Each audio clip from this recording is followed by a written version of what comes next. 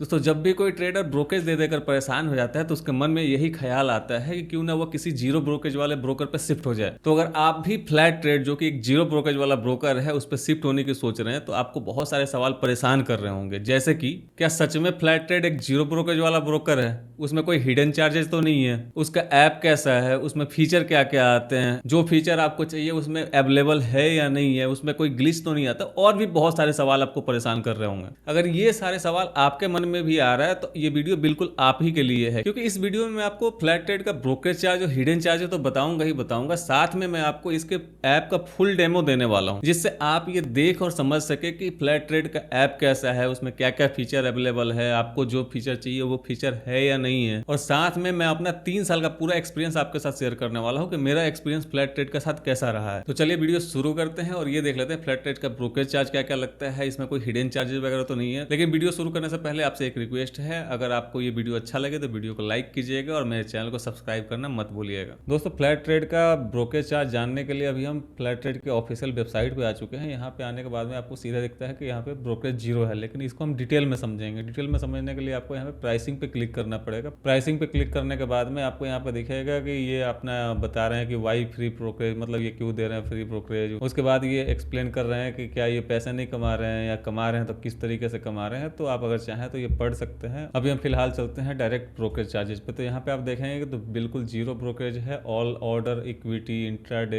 F&O across all exchange, मतलब किसी भी एक्सचेंज पे, चाहे वो एमसीएक्स हो, चाहे एनएसई हो या बीएसई हो, हर एक जगह पे आपको जीरो ब्रोकरेज लगता है। जीरो डीमेट अकाउंट चार्ज, आपका डीमेट अकाउंट चार्ज भी कुछ नहीं लगता है। उसके बाद में मेंटेनेंस भी आपका बिल्कुल जीरो है। यहाँ पे कोई एएमसी चार्ज आपको पूरे लाइफ में नहीं देना है। इसके बाद में हम और नीचे चलते हैं तो यहाँ पे आप देखेंगे तो यहाँ पे आपको अकाउंट ओपनिंग चार्ज आपको देना पड़ता है 200 रुपये प्लस जीएसटी। ये आपका वन टाइम होता है, आपको एक ही बार देना होता है। उसके बाद में फिर आपको कभी भी चार्ज ये नहीं देना पड़ता है। उसके बाद में है demat account opening charge free है। उसके बाद में है DDPI for demat account one time charge. अगर आप डीडीपीआई का सर्विस लेते हैं तो उस कंडीशन में आपको 175 रुपये प्लस जीएसटी आपको वन टाइम देना पड़ेगा। उसके अलावा यहाँ पे कोई हिडन चार्ज नहीं है। अभी और डिटेल में समझने के लिए हम चलते हैं यहाँ पे लिस्ट ऑफ चार्जेस पे। लिस्ट ऑफ चार्जेस पे जाने के बाद में यहाँ पे आप देखेंगे तो ब्रोकरेज बिल्कुल जीरो है। बाकी जो ये नीचे गवर्नमेंट चार्जेस हैं ये लगभग हर एक ब्रोकर का सेम होता है, तो इस पर हम ज्यादा बात नहीं करेंगे। अभी हम नीचे चलते हैं। नीचे चलने के बाद में यहाँ पे है चार्जेस एक्सप्लेन। यहाँ पे भी आप देखेंगे तो आपको 200 रुपये प्लस जीएसटी आपका, और आपका डीडीपीआई यानी कि demat debit and place charge का आपको 175 रुपये प्लस जीएसटी देना पड़ता है। उसके बाद में और भी चार्जेस की बात करते हैं। यहाँ पे कॉल एंड ट्रेड चार्ज है। कॉल एंड ट्रेड चार्ज में आपका इक्विटी फ्यूचर और करेंसी फ्यूचर का 50 रुपये प्लस जीएसटी या फिर 0.01% जो भी सबसे कम होगा वही आपको देना पड़ेगा। उसके बाद में आता है इक्विटी डिलीवरी। इक्विटी डिलीवरी में भी आपका 50 रुपये प्लस जीएसटी या फिर 0.01% जो भी आपका सबसे कम होगा वही आपको देना पड़ेगा। Equity option and currency option में बात करें तो यहाँ पे 20 रुपये प्लस जीएसटी आपको पर एग्जीक्यूटेड ऑर्डर देना पड़ता है। उसके बाद commodity future and commodity option में आपको 50 रुपये प्लस जीएसटी आपको पर एग्जीक्यूटेड ऑर्डर देना पड़ता है। उसके बाद में आता है इंट्राडे स्क्वायर अप चार्ज। अगर आप कोई भी ऑर्डर अपना एमआईएस में या फिर ब्रैकेट ऑर्डर या फिर कवर ऑर्डर लगाते हो, उस कंडीशन में आपको 3 बजे से पहले अपना ट्रेड क्लोज करना होता है। अगर बाई चांस आपने क्लोज नहीं किया किसी कारणवश या भूल गए तो उस कंडीशन में ब्रोकर खुद ही उसको क्लोज कर देगा। उस चीज को क्लोज करने के लिए आपको चार्ज लगेगा, जो कि equity intraday equity future and currency future में आपको 50 रुपये प्लस जीएसटी या फिर 0.01% जो सबसे कम होगा वही लगेगा। उसके बाद में इक्विटी डिलीवरी में भी आपको 50 रुपये प्लस जीएसटी या फिर 0.01% जो सबसे कम होगा वही देना है। इक्विटी ऑप्शन और करेंसी ऑप्शन में आपको वही 20 रुपये प्लस जीएसटी देना है। और कमोडिटी फ्यूचर कमोडिटी ऑप्शन में आपको 50 रुपये पर एग्जीक्यूटेड ऑर्डर देना पड़ेगा। इसके बाद में आता है यहाँ पे डीपी चार्ज। डीपी चार्ज आपको 20 रुपये प्लस जीएसटी देना पड़ता है। डीपी चार्ज वो होता है जैसे मान लीजिए कोई भी आपने स्टॉक आपने खरीद के होल्ड किया और बाद में आप उसको सेल कर रहे हो, उस समय पे आपको डीपी चार्ज देना पड़ता है। तो डीपी चार्ज आपको 20 रुपये प्लस जीएसटी देना पड़ेगा। और अगर आपने एमटीएफ का फैसिलिटी लिया है तो अगर उस पर आपको 18% पर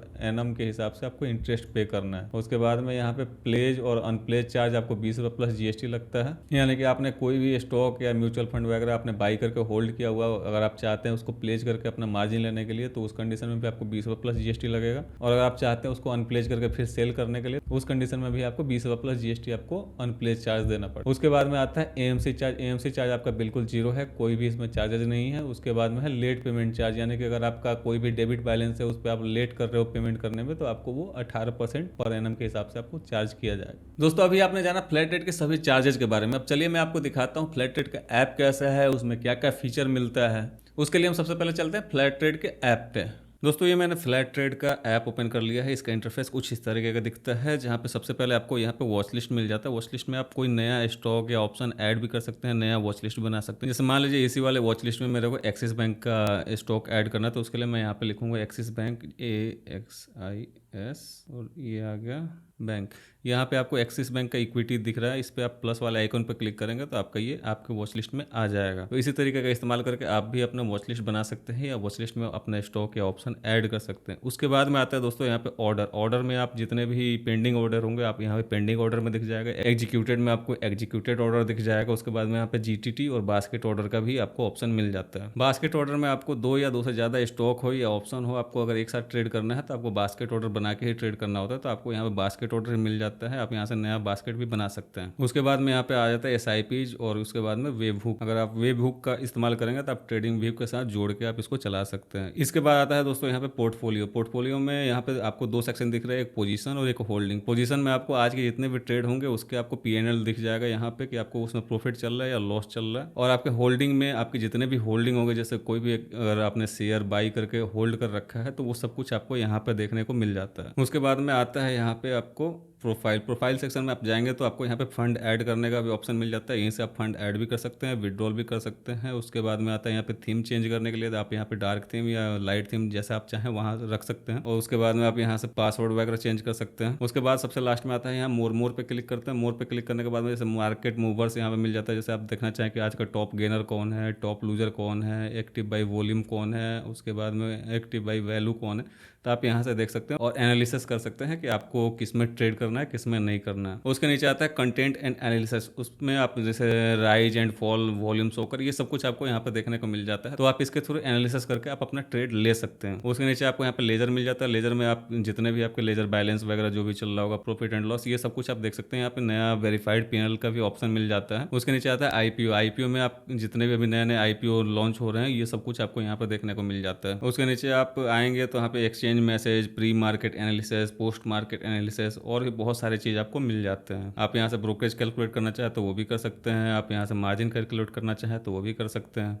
दोस्तों अब तक आप फ्लैट ट्रेड के सभी चार्जेस भी समझ लिए और उसके ऐप के सारे फीचर भी समझ लिए। अब आती है बारी मेरे एक्सपीरियंस की कि मेरा एक्सपीरियंस फ्लैट ट्रेड के साथ कैसा रहा है। तो दोस्तों मेरा एक्सपीरियंस फ्लैट ट्रेड के साथ अच्छा रहा है। मुझे कभी कोई इसमें दिक्कत नहीं आया है। जो फीचर मुझे चाहिए वो सारे फीचर इसमें मिलते हैं। अगर लैग और ग्लिच की बात करें तो इसमें कभी कभी ग्लिच आता है, लेकिन उसको इग्नोर किया जा सकता है क्योंकि वो माइनर सा होता है। इतना बहुत बड़ा मेजर ग्लिच नहीं होता है जिसको इग्नोर ना किया जा सके, क्योंकि लगभग हर एक ब्रोकर के प्लेटफॉर्म पे कभी ना कभी ग्लिच आता ही है। इसमें मुझे बस एक चीज अच्छा नहीं लगता है, इसका कस्टमर सपोर्ट। आप जब भी कस्टमर सपोर्ट में आप कॉल लगाते हो तो कभी कभी तो तुरंत लग जाता है, लेकिन कभी कभी आपको 15 से 20 मिनट तक आपको वेट करना पड़ जाता है। लेकिन जब आप जीरो ब्रोकरेज प्लेटफॉर्म पे जा रहे हैं तो कस्टमर सपोर्ट के मामले में आपको थोड़ा सा कंप्रोमाइज करना ही पड़ेगा, क्योंकि जब बहुत ज़्यादा वोलेटाइल मार्केट होता है उस समय काफ़ी सारे लोगों का कॉल आता है और उस समय आपका वेटिंग पीरियड काफ़ी लंबा हो जाता है। वैसे कस्टमर सपोर्ट के अलावा मुझे इसमें और कोई खराबी नज़र नहीं आता, क्योंकि आप एक ही फंड को हर सेगमेंट में यूज कर सकते हैं। चाहे आप इक्विटी में करना चाहें, डेरिवेटिव में करना चाहें या कमोडिटी में करना चाहें, आप एक ही फंड को हर जगह यूज कर सकते हैं। आपको ब्रोकरेज भी बिल्कुल जीरो लग रहा है, आपको किसी भी चीज़ के अलग से चार्जेस नहीं देने हैं। अब आते हैं फाइनल कंक्लूजन पे कि